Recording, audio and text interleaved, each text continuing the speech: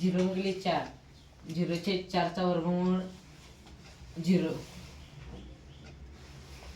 1/4, 1/4चा वर्गमूळ 1/2. 2/4, 2/4चा वर्गमूळ 1/2. 3/4, 3/4चा वर्गमूळ 3/2. 4/4, 1. हाय तसं उलट जायचं.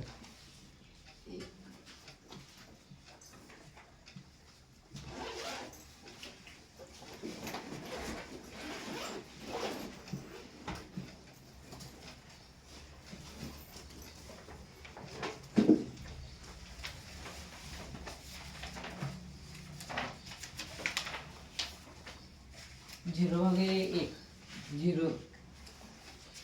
1/2 भागिले वर्गमूळ 3/2, 1/3.